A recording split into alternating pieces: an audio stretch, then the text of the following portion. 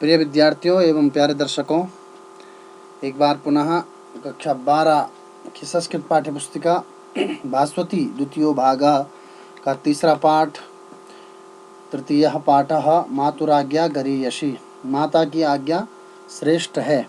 इस पाठ को लेकर के मैं डॉक्टर देशबंधु भट्ट से मुखिम टेरी गढ़वाल उत्तराखंड से आप सबके बीच उपस्थित हूँ।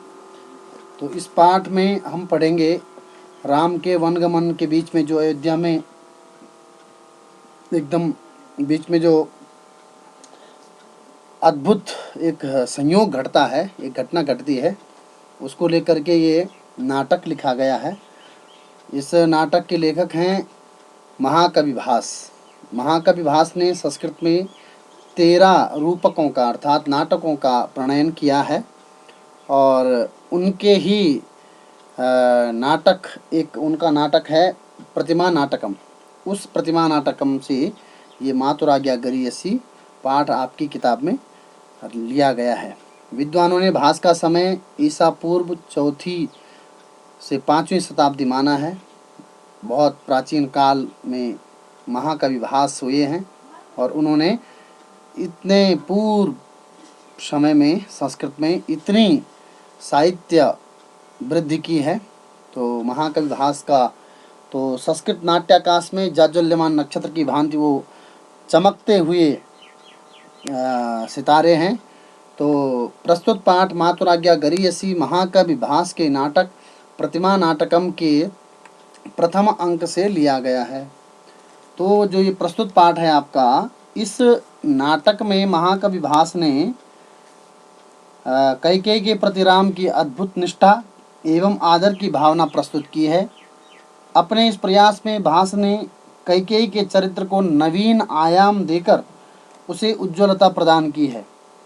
राम के राज्याभिषेक न होने देने एवं राम के वनगमन में कैकेयी प्रमुख कारण होने पर भी राम कैकेयी माता की उस आज्ञा को भारतीय संस्कृति के अनुरूप हितकारिणी ही मानते हैं।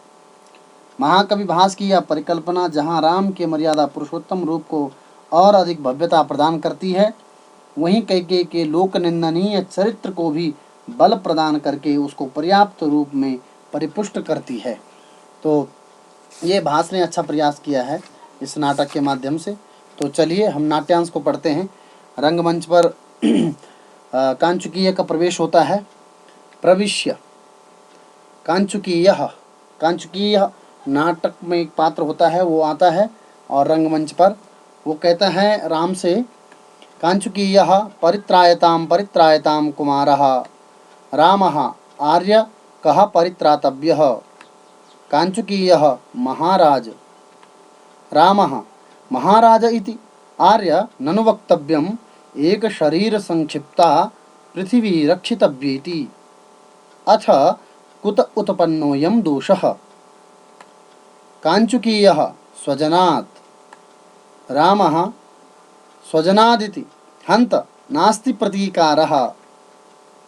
शरीरेरि प्रहरति हृदये स्वजनस्तथा कस्य स्वजन शब्दों में लज्जामुत्पादयिष्यति। कांचुकीयः तत्र भवत्याः कैकेय्याः। तो ये नाट्यांश का प्रथम अंश है।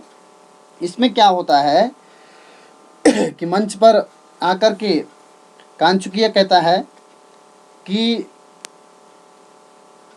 रक्षा करिए, रक्षा करिए। राम से रक्षा की गुहार लगाता है कि हे राजकुमार रक्षा करिए, रक्षा करिए।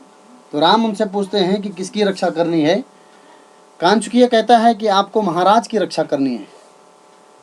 महाराज का नाम सुनकर के राम को आश्चर्य होता है। वह कहते हैं कि फिर तो तुम्हें यह कहना चाहिए ननु वक्तव्यम, फिर तो तुम्हें यह कहना चाहिए कि मुझे एक शरीर के रूप में संक्षिप्त होकर स्थित संपूर्ण पृथ्वी की रक्षा करनी है, क्योंकि महाराज दशरथ संपूर्ण पृथ्वी की रक्षा करते हैं और यदि उन्हें ही रक्षा की आवश्यकता है तो पृथ्वी की रक्षा कौन करेगा। इस प्रकार तो मुझे महाराज की रक्षा के साथ साथ पृथ्वी की भी रक्षा करनी पड़ेगी। मगर तुम मुझे यह बताओ कि यह विपत्ति कहाँ से आई है। अथ कुत उत्पन्नोऽयं दोषः। तो कांचुकीय उत्तर देता है स्वजनात्, अर्थात आत्मीय जन से अपने पिता महाराज दशरथ पर विपत्ति आई है, ऐसा वो कहता है कांचुकीय। तो रामः स्वजनादिति हंत नास्ति प्रतीकारः। आत्मीय जन से अपने पिता महाराज दशरथ पर आई विपत्ति की बात सुनकर के राम विचलित हो उठते हैं और दुख के साथ कांचुकीय से पूछते हैं, क्या इस विपत्ति के निवारण का कोई उपाय नहीं है? राम आगे कहते हैं, शरीरेरि प्रहरति हृदय स्वजनस्तथा। शरीर पर शत्रु प्रहार करके व्यक्ति को क्षति पहुंचाता है, किंतु आत्मीय जन व्यक्ति के हृदय मर्म पर आघात करके उसे अपार दुख पहुंचाता है। इसीलिए शत्रु का प्रतिकार करना सरल है, जबकि आत्मीय जन का प्रतिकार करना अत्यंत दुष्कर है। फिर भी तुम मुझे बताओ, वह कौन सा आत्मीय जन है जिसने महाराज को संकट में डालकर हमारे आत्मीय जन होने को कलंकित किया है? ऐसे व्यक्ति को आत्मीय जन कहते हुए हमें तो स्वयं भी लज्जा आएगी। कस्य स्वजन शब्दों में लज्जा मुत्पादयिष्यति। कांचुकीय, तब कांचुकीय जवाब देता है इस प्रश्न का, आदरणीय कैकेयी, आपकी वह आत्मीय जन है जिसने महाराज को विपत्ति में डाल दिया है। तो ये प्रथम नाट्यांश। अब आगे का अंश देखते हैं, आगे का अंश उच्चारण करते हैं। रामः किमम्बायाः तेन हि उदर्केण गुणेनात्र भवितव्यम्। कांचुकीयः कथमिव? रामः श्रूयताम्। यस्याः शक्रसमो भर्ता मया पुत्रवती च या, फले कस्मिन् स्पृहा तस्या येना कार्यं करिष्यति। यस्याः शक्रसमो भर्ता मया पुत्रवती च या, फले कस्मिन् स्पृहा तस्या येना कार्यं करिष्यति। कांचुकीयः कुमार अलमुपहतासु स्त्रीबुद्धिषु स्वमार्जव मुपनिक्षेप्तुं तस्या एव खलु वचनात् भवदभिषेको निवृत्तः। रामः आर्य गुणाखलवत्र। कांचुकीयः कथमिव। तो इसका अर्थ देख लेते हैं। अब कांचुकीय की इस बात पर राम को बड़ा आश्चर्य होता है कि माता कैकेयी ने पिता दशरथ को आहत किया है। वे कहते हैं कि यदि माता कैकेयी ने कोई कार्य किया है तो निश्चित ही वह कार्य अनेक गुणों से युक्त अर्थात महान होगा। इस पर कांचुकीय राम से पूछता है कि कैकेयी द्वारा किया गया कोई भी कार्य महान कैसे होगा? इसके उत्तर में राम कहते हैं, किमम्बायाः, सुनो, जिसका देवराज, आगे कहते हैं कि श्रूयताम यस्या शक्र समो भर्ता मया पुत्र वती च या, फले कस्मिन् स्पृहा तस्या येन कार्यं करिष्यति। सुनो, जिसका देवराज इंद्र के समान यशस्वी और पराक्रमी दशरथ जैसा पति हो और मेरे होने से जो पुत्रवती है, मातृभक्त साहसी निडर वीर पुत्र हो, तब भला उसकी ऐसी कौन सी इच्छा होगी जो पूरी नहीं हो सकती। अर्थात जब उसका पति और पुत्र उसकी प्रत्येक इच्छा अथवा अभिलाषा को पूर्ण करने में समर्थ है, तब वह किस लिए निंदित कार्य करेगी? अर्थात माता कैकेयी कोई निंदित कार्य कर ही नहीं सकती है, ये राम ने कहा है। तो कांचुकीयः कुमार अलम उपहतासु। तो राम को कैकेयी का पक्ष लेते हुए कांचुकीय कहता है कि हे राजकुमार, आप स्त्रियों की बुद्धि के विषय में नहीं जानते हैं। स्वमार्जवम उपनिक्षेप्तुम। प्रायः स्त्रियों की बुद्धि विनाश करने वाली होती है। जो सरल लोग स्त्रियों पर विश्वास करके उनकी बातों का अनुसरण करते हैं, वह शीघ्र विनष्ट हो जाते हैं। आप सरल बुद्धि हैं, इसलिए कैकेयी के अकृत्य पर आपको विश्वास नहीं हो रहा है। आपको अभी यह ज्ञात नहीं है कि कैकेयी के वचनों के कारण ही आपका राज्याभिषेक रुका है, आपको राज्याभिषेक से वंचित होना पड़ा है। कांचुकीय की यह बात सुनकर के राम पुनः कैकेयी के इस कृत्य की प्रशंसा करते हुए कहते हैं, आर्य गुणा खलवत्र, अर्थात इनके इस कार्य में भी अनेक कल्याणकारी बातें निहित हैं। राम की इस बात पर कांचुकीय आश्चर्य प्रकट करता हुआ कहता है कि आपके यह सब कहने का आधार क्या है? कथम इव।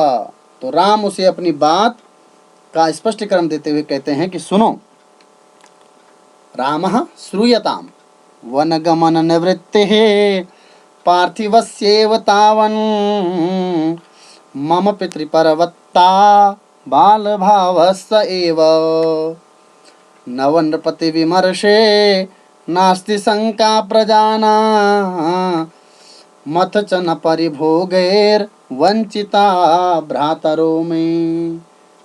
तो राम जी कहते हैं कि सुनिए, मेरे वन गमन के अनेक लाभ हैं। पहला लाभ तो यह है कि जब मेरा राज्याभिषेक नहीं होगा और मैं वन चला जाऊंगा, तब शासन के संचालन के लिए महाराज को यहाँ अयोध्या में ही रहना होगा। इस प्रकार राजा को अपने प्रिय, इस प्रकार जो अयोध्या की प्रजा है उसको अपने प्रिय राजा से वंचित नहीं होना पड़ेगा। और यदि माता कैकेयी मेरा राज्याभिषेक नहीं रोकती तो महाराज मुझे राजा बनाकर संन्यास आश्रम में प्रवेश करके वन चले जाते। और दूसरा लाभ सुनिए, द्वितीय लाभ यह है कि मुझ पर राजा का अंकुश बना रहेगा और मैं प्रजापालन के कठिन उत्तरदायित्व से अब मुक्त हुआ। जीवन का वास्तविक आनंद प्राप्त करूंगा। मेरे पिता राजा बने रहेंगे तो मुझसे मेरा बचपन नहीं छिन सकेगा। इसी बचपन में मनुष्य को परमानंद की प्राप्ति होती है। यदि माता कैकेयी मेरा राज्याभिषेक न रोकती तो महाराज वन चले जाते और मैं अपना बचपन भूलकर राजा के गुरुतर दायित्वों के बोझ तले दबकर व्यथित जीवन व्यतीत करता। तृतीय लाभ यह है कि राज्य की प्रजा के मन में नए राजा को लेकर किसी प्रकार की शंका नहीं रहेगी कि पता नहीं ये नया राजा कैसे होगा, कैसा राज्य चलाएगा। इन सब के साथ एक लाभ यह होगा कि मेरे भाई राज सुख से वंचित नहीं होंगे। यदि मेरा राज्याभिषेक कैकेयी के द्वारा न रोका जाता तब भाई भरत राजा नहीं बन पाते। अब तुम बताओ कि माता कैकेयी ने मेरा राज्याभिषेक रोककर किस प्रकार से अनुचित कार्य किया है, अर्थात उनका यह कार्य सर्वथा हितकारी है। ये आदर्श रूप भगवान मर्यादा पुरुषोत्तम श्री राम ने यहाँ पर दिखाया है। तो आगे का जो नाट्यांश है उसको लेकर के हम शीघ्र उपस्थित होते हैं। तब तक के